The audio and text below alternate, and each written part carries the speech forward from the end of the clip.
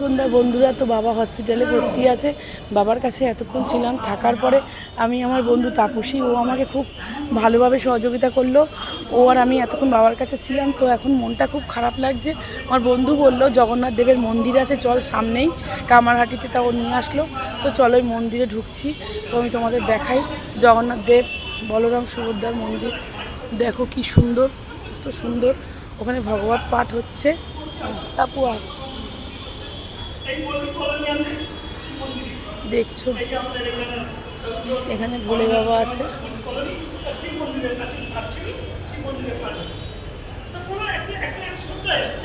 এখানে দেখছো হোম যজ্ঞ হয়।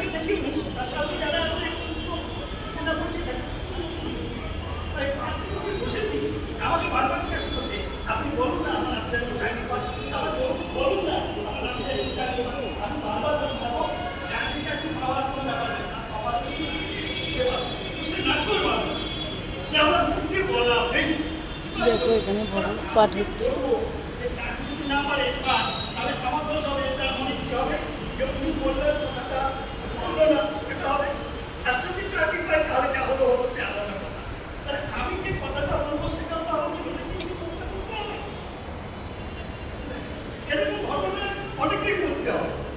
দেখো বউ এখানে নিতাই সুন্দর করে সাজানো আছে।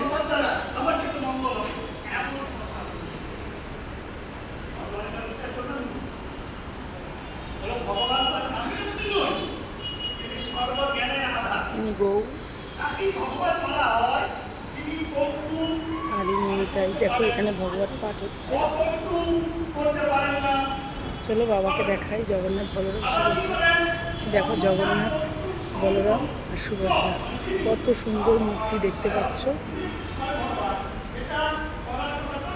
এখানে পুজো পাঠ হয়েছে, প্রতিদিন ভোগ লাগায়। কত ভগবান এখানে সাজানো আছে। চলো এখানে গোশালা আছে, গোশালায় গরু থাকে, একটু দেখিয়ে দিই। দেখতে পাচ্ছ এখানে কত গরু, প্রতিদিন এই গরুগুলোকে লালন পালন করে এরা বৈষ্ণবরা। দেখো কত গরু, এই গরুর দুধ দিয়েই এখানে ঘি মাখন ছানা তৈরি হয়, তৈরি করে ভগবানকে নিবেদন করা হয়। চলো গরুর মহারাজকে দেখাই।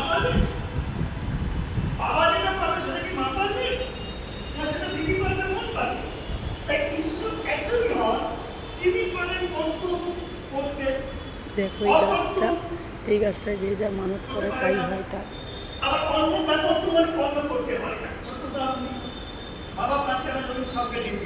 বাড়ি মন্দিরটা, চলো ভোলে বাবাকে দেখাই। কি সুন্দর করে যত্ন সহকারে ভোলে বাবাকে সাজিয়ে রেখেছে।